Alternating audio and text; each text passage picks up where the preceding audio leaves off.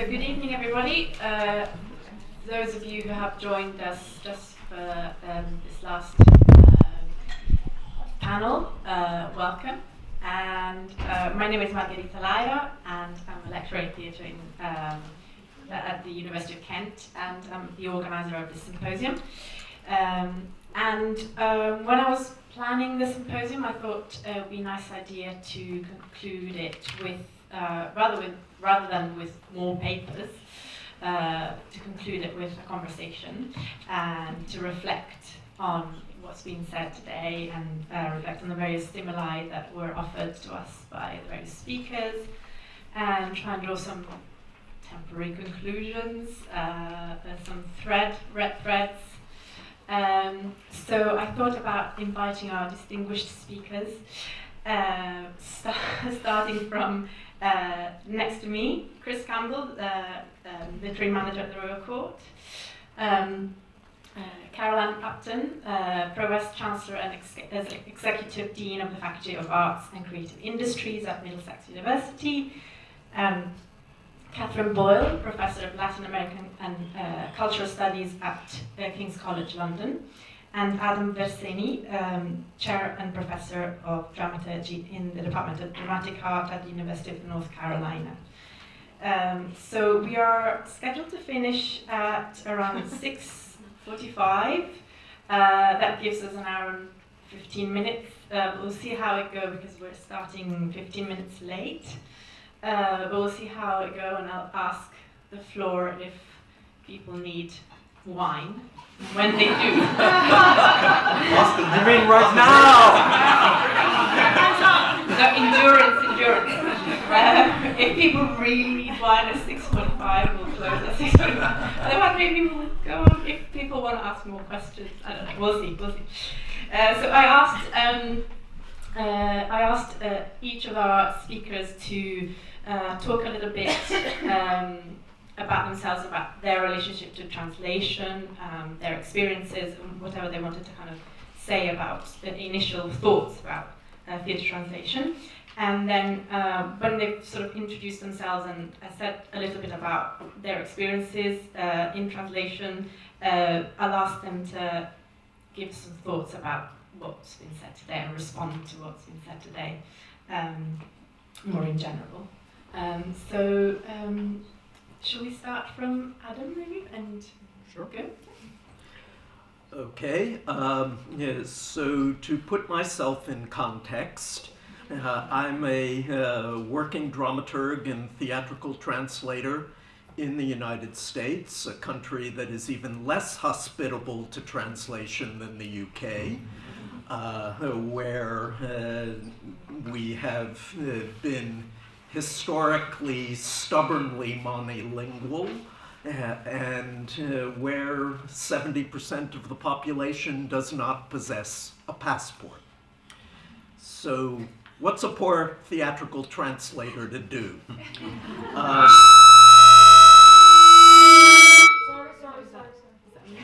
I'm so sorry. Is that me? It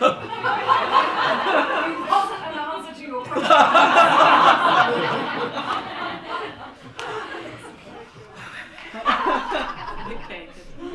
So I translate Latin American theater from Spanish into English. And I only translate what compels me, what draws me, and frequently what does is something that I find fascinating, but I don't understand. And by translating it, by getting inside of it, is the best way that I know to figure out what the hell is going on. For me, a seamless translation is an utter failure. What I'm trying to do, I consider any translation that I do a pretext for performance. And consequently, I want my collaborators in English, actors, directors, audience members, to have a similar experience to me as the translator. so that they're going through that same process of finding what is compelling about this text, figuring out what's happening, and how then to convey it. In essence, it's the same process that I go through anytime I dramaturg something in English. But it's that process of cultural transfer as well. Great. Thank you very much. Do you want to say a little bit about your experiences? Yes, yeah. I will resist making the collective request for a glass of wine. No, well, thank you very much for inviting me. So, as you've just heard, my name is Catherine Boyle. The theatre translation work I've done has been located very much in a project I've been running for about 10 years now called Out of the Wings, which is about making Spanish language theatre particularly available to the English-speaking world. And that has transformed into now what we call the Out of the Wings Collective, which is a group of students, translators, performers, directors. We meet every month to work on translated theatre and to explore it and to get it to the point of doing readings and performance. And that's is one of the most culturally and intellectually enriching things that I'm involved in. And for me, theatre and translation and research all do the same thing in many ways, which is that they are acts of transformation. Theatre is an act of translation. Theatre is an act of transformation. Translation is an act of transformation.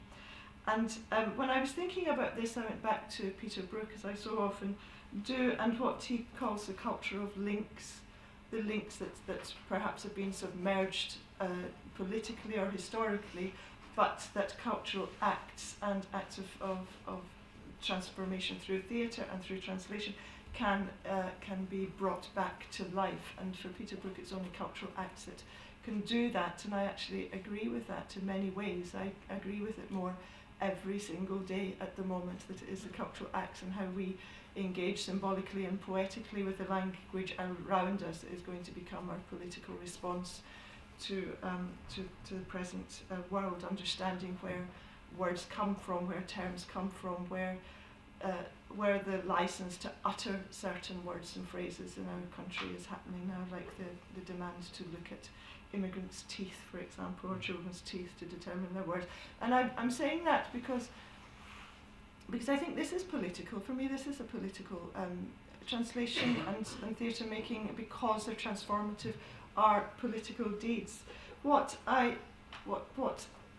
spurs me on creatively and intellectually about theatre translation is the types of modes of exchange that we engage in as we deal with this process. And it is a process, and it's not a solitary process, and that's the other thing that I love about theatre translation. It is not a solitary process. The translator never sits and makes their own decision. You might do it at the point where you're, sort of in that first moment, but after that, you're not. And that's one of the lovely things about translation. Everything, it becomes collective, and because it becomes collective, it becomes impure, and you are constantly negotiating, constantly working through this world, these modes of exchange, and you have to adapt to them, and you have to think about them, and you have to engage with them, and you have to be very creative about them, and in the midst of that, there is a huge commitment. It might be a commitment about the words. It might be a commitment about, as you've been talking about today in the different talks, about directorial decisions, actors' decisions, what sits well in an actor's mouth, how you negotiate that, how you say, well, actually, it might not sit well in your mouth, but you're going to say it because it's got to be, because this is what we want to convey. What really motivates me is the idea of moving, and this is a very subjective thing, and I think it goes back to what you said, Adam. Moving from allocatedness to locatedness. The things are located. They might be located in multiple ways, but they are, and then they move to another place of location, and that new place of location is also multiple, and it's also dispersed, and it's also fragmented, and it's that movement, that beautiful, problematic movement which theatre translation allows us collectively to act through. When I'm translating and thinking about it, one of the things I really want to avoid, and again this goes back to what many of you were saying today, is escaping broad narratives. I want to get to things, to stories, to storytelling that are not broad narratives, that push us into these cultural acts that question and force us to react to these broad narratives. So in terms of the research and research as practice and practice as research, transformative act that I'm involved in and that we're involved in, I think it's to do with gathering, with archive, with exchange, with understanding, and through that with understanding deep structures of meaning, and through that transforming the sort of the raw material of narrative into new coherent narratives. And when I say coherent narratives, I don't mean unified singular narratives. I mean narratives that, because of the integrity that they hold, can speak in multiple ways. In terms of what I do in my own practice, I talk about, and I've talked about this more often, is what I call it in Spanish, a traspaso chueco de la historia, a sort of a crooked way through history, because the narratives that are being told in one country at one time are not necessarily the ones that will speak to another country at another time. You know, so that sort of movement of what, particularly in my translation practice, might be happening in Latin America in the 1960s, and I think speaks now to the marginalities and to the disintegration of the welfare state. This is what I call this traspaso, this crooked way through history. And finally, what I want to do, working with my group Head for Heights and with the group, the collective Out of Wings, is think of the complex ways that we draw dramatic information that's in the text into familiarity through the voices of the other, and in that way articulate the possibility of the culture of links, which I think for me at this moment is the most important thing. Thank you very much. Thank you, Catherine. I'd love to hear just a little bit about your new project, your new age. Language Acts and World Does Making. that not have anything to do with Yes, it theatre has. translation? Yeah, sorry, I should have said. So I'm now leading a new project which is called Language Acts and World Making. So I don't mean to take this up time up, but it's funded by the Arts and Humanities Research Council, who made a call a couple of years ago called Open World Research Initiative, and it was to basically to revigorate and reposition modern languages research and teaching in this country because of the types of things that you were talking about in this state.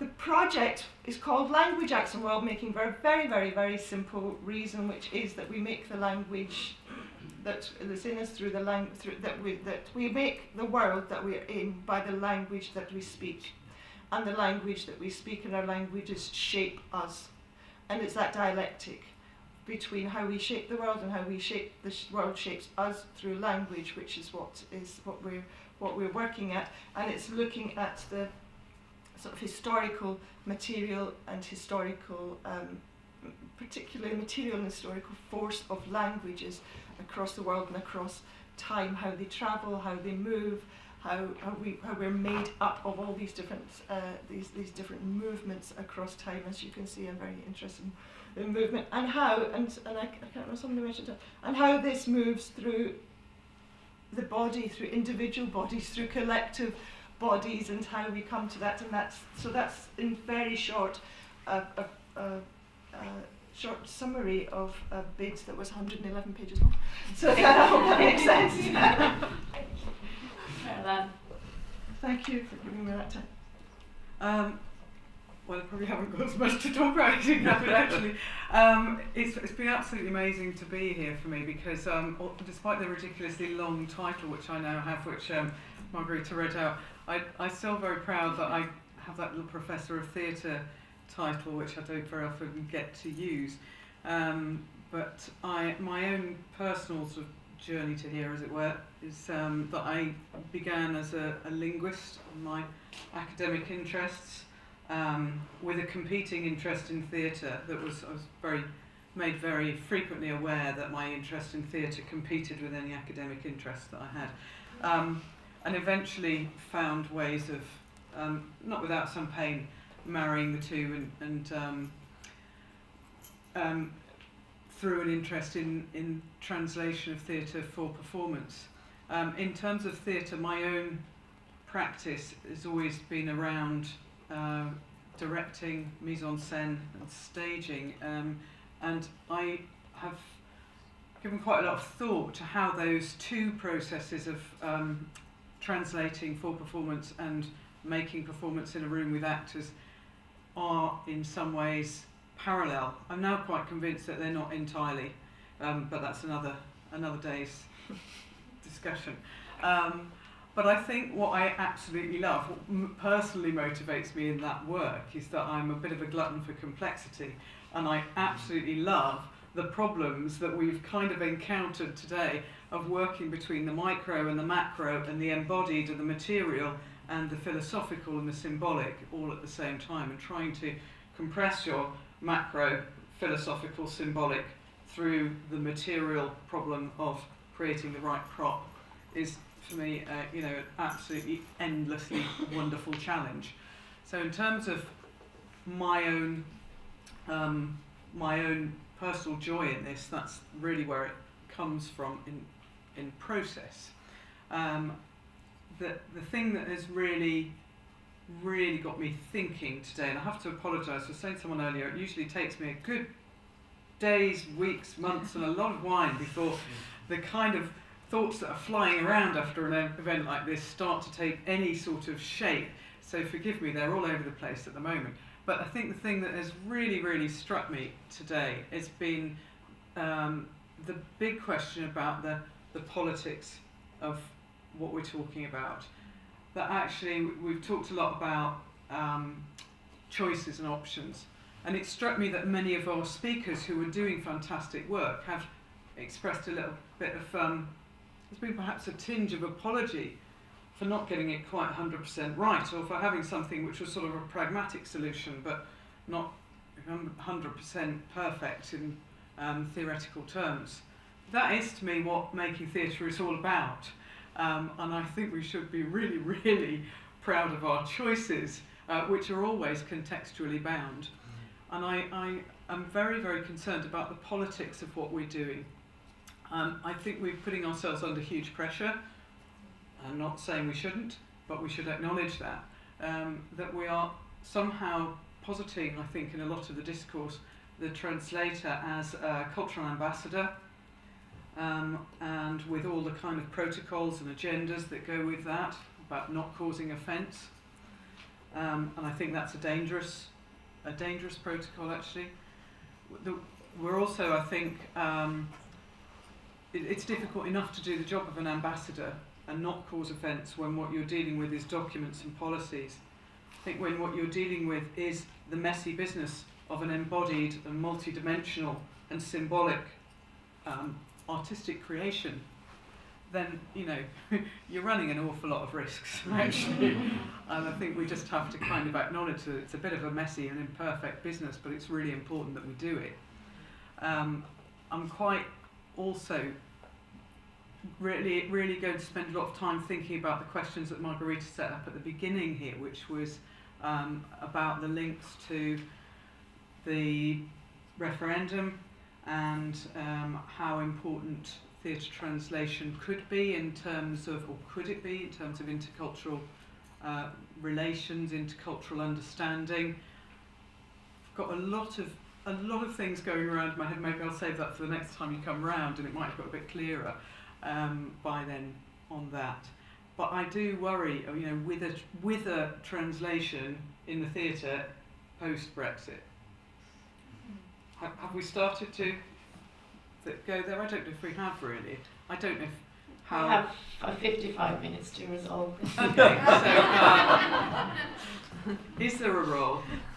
I mean, genuinely, is there a role? They would all love to think there is, but is there a role for translation of theatre in that post-Brexit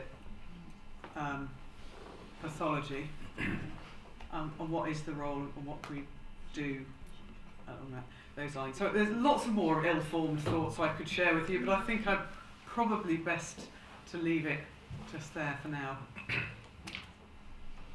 Thank you. We'll continue that in a moment. Yeah, obviously what I want to do is talk about that. I will force myself to discuss my own life and career for a few moments. I became a theatre translator by accident, which has been the case with every life decision I've ever made.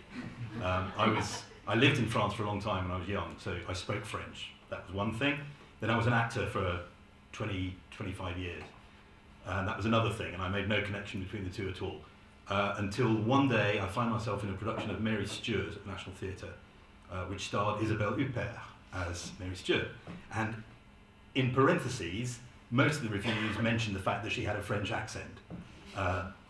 If we're talking about foreignisation, it struck me even then that was quite an odd thing to think it was worth bringing to the attention of the public, that Isabelle Huppert has a French accent. Anyway, moving on from that. So we became moderately friendly and I helped her with interpretation around the place.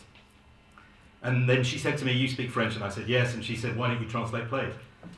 So I'm a theatre translator because Isabelle Huppert told me to be one. And my policy is to do what she recommends at all times. So I began to do it for fun, really, and for free, as many people begin that way, I guess, which is a huge advantage I now realise, because it felt like play to me. I didn't feel any responsibility of the kind that had been discussed. I didn't realise I was engaged in something serious, really. It was just fun. And the one thing that I've kept from that, as things have gone on and I've got stuff on and I've had the experience of translations being produced and published, it is astonishing to me how close, how similar my relationship as a translator to a text is to my relationship as an actor. And when people say, "Why do you translate writer X and not writer Y?" It's the same as why you want to play this part and not that part. You sense a kind of sympathy, a kind of vibration. It's not necessarily similarity, it absolutely isn't that, but it's a sense that you could do that, the sense that that voice is one that you could reproduce in your own voice or in some version of your own voice. So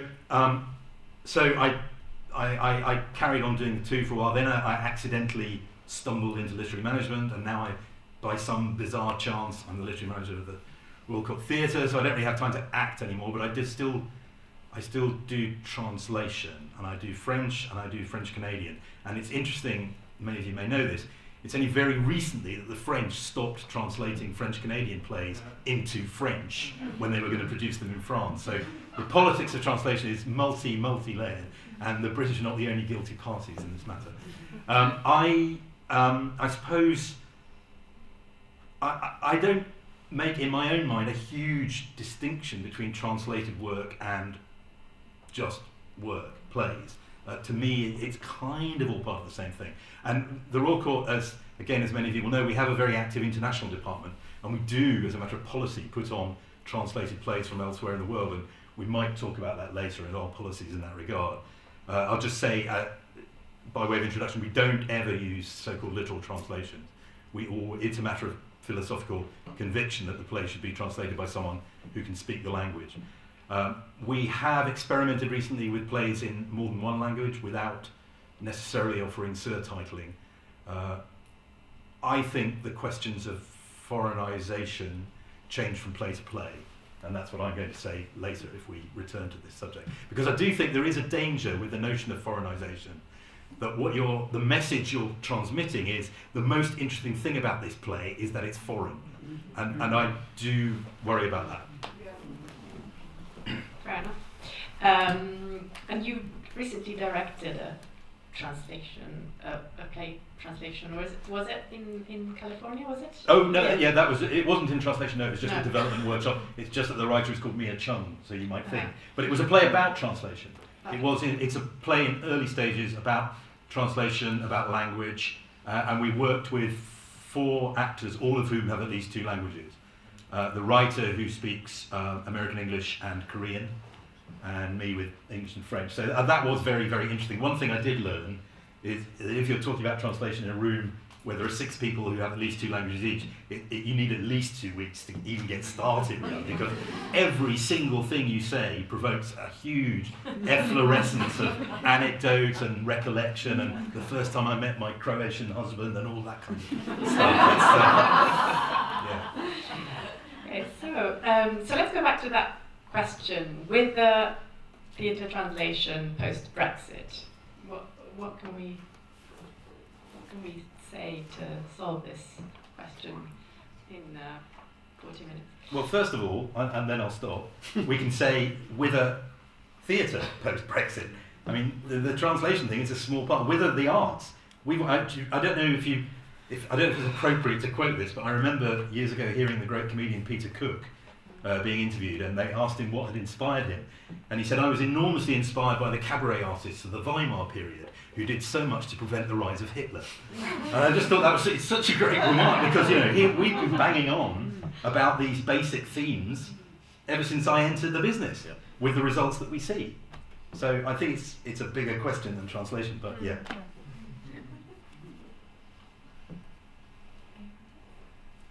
I don't know, because I suppose it goes back to what I was saying before, because I don't know.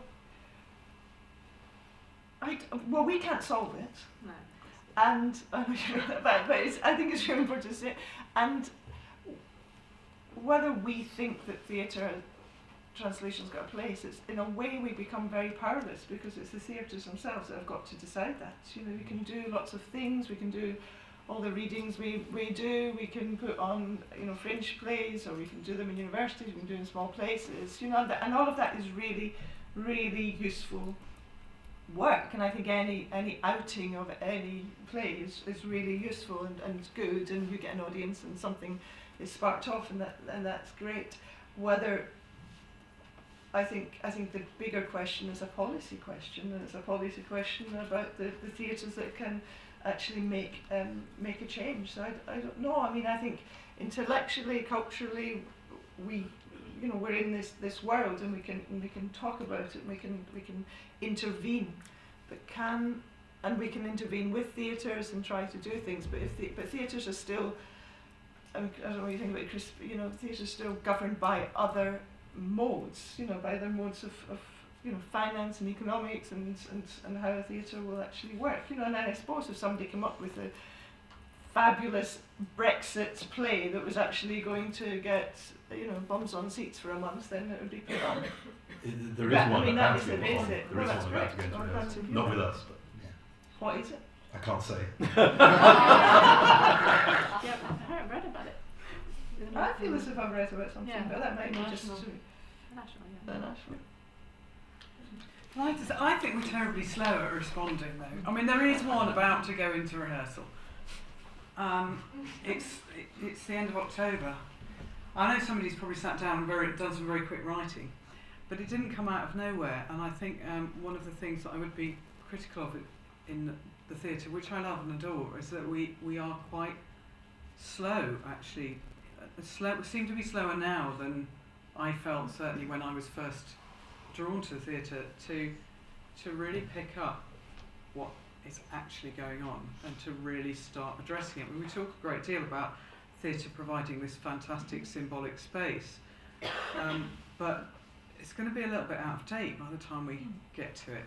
And that's one of my worries, because I do think, to sort of do a bit of a grandstand, slightly cringy grandstand speech about why do I think theatre translation matters, is the same reason I think theatre matters, actually, because it's same as engagement with any art form at all. You go to suddenly get outside the limitations of your own mindset and to understand other structures that give shape to the world and make sense of the world. And by that means, hopefully, you understand a little bit about how other people think and other ways of considering things beyond your own, the inside of your own head. The things we love, the examples of the untranslatable things, and we all go, "Oh, what would I do with that? That's really amazing." What do we do about the fact that they don't have a word for blue? But you then start to go, well, how do they manage? I remember learning Russian and them going, well, there's no verb to be. Well, how do they manage? What do they do? There's no verb to have. Well, how do they do that? And you suddenly go, they think about the past tense differently? What? It's not important in the way that it's important to divide up the world in the way I divide it up. So I think, those kind of structures of language that structure your view of the world are really, really the thing that is going to expand all our tolerance and thinking.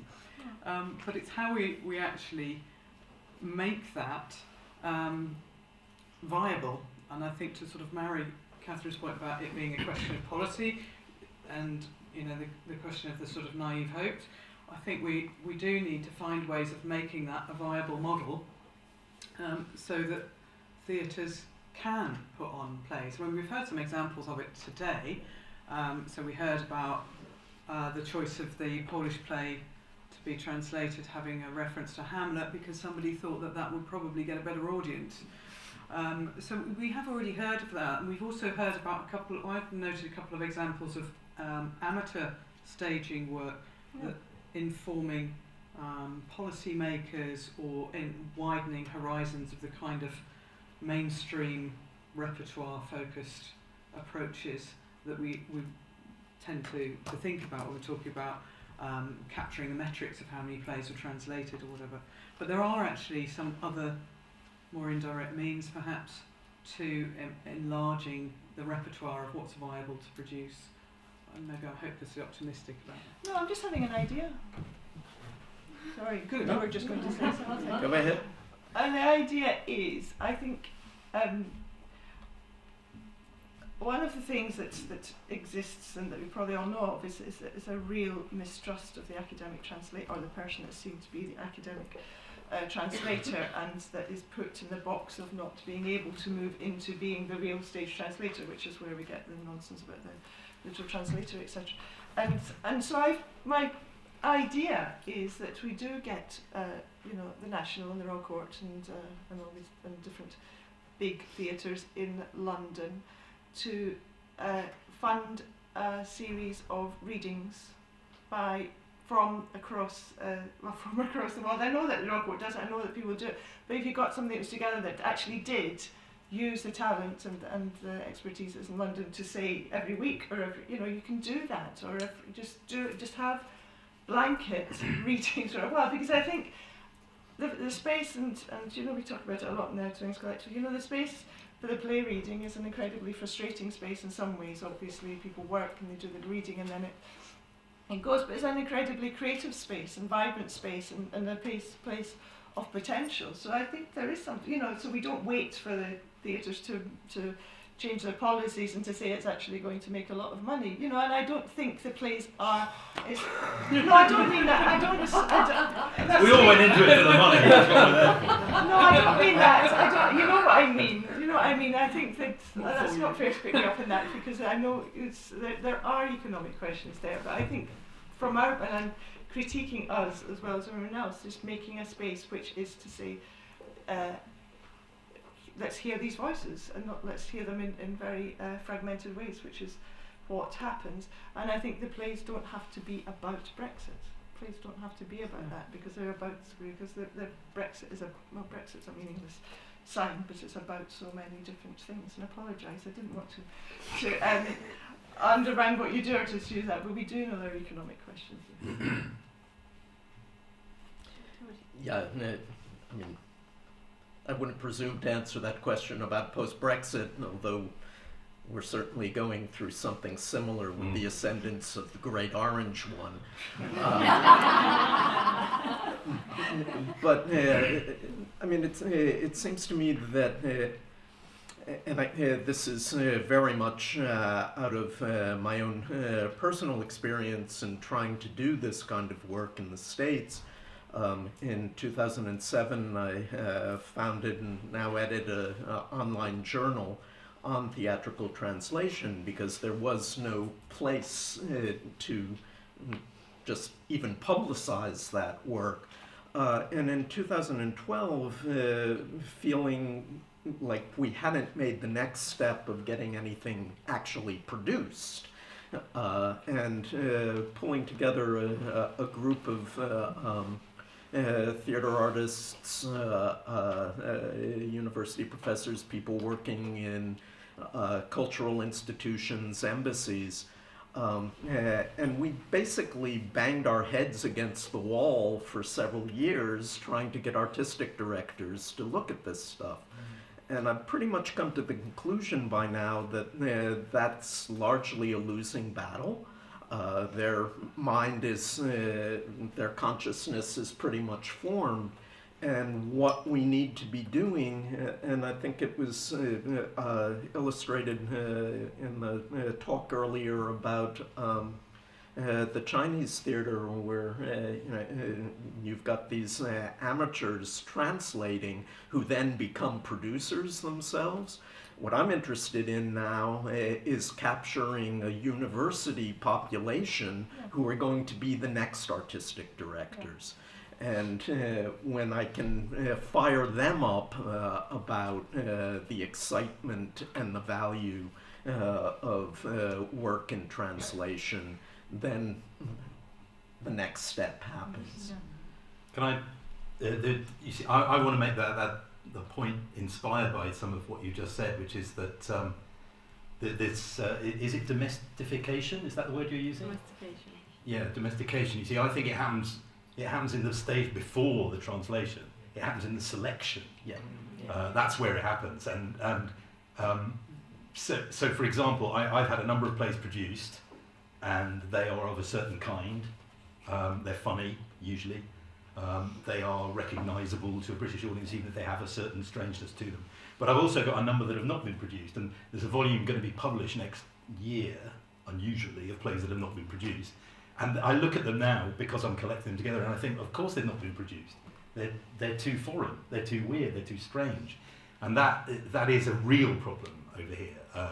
That is forced on us to some extent, because it's not as if the government said, "Would you like 100% arts funding?" We said, "No, let's cap it at 30, 33, because that'll keep us more on our toes, you know." And also, there's nothing I like better than spending half my working life talking to millionaires, trying to persuade them to give us some money. So it's not, there are certain constraints, and also most plays don't get on. I spend the other half of my working life telling writers we're not putting their play on. It's very hard to get your play on, no matter where it comes from. And the fact that it's foreign is just one more reason why it might get turned down. But there are things that happen, and I've noticed, I've been involved in a couple over the years. A few years ago, the Swedish embassy organised a whole reading panel. They paid for a number of people to read Swedish plays in translation, and they selected 4, and those were given professional readings, and one of them went on to have a professional production. And I'm currently involved with an initiative at the Institut Français where there's a reading panel there, which is reading. We had a meeting the other day. We've knocked 60 contemporary plays down to a short list of 14, and 4 of those will be translated and at least read. And 3 of last year's lot were read at the Edinburgh Festival, and one of those, it looks as if it's going to go on to production. So that sort of focused, targeted effort can yield results, but it doesn't appear, at least, it doesn't appear to change the culture long term. It just works this time, and then we're back to default.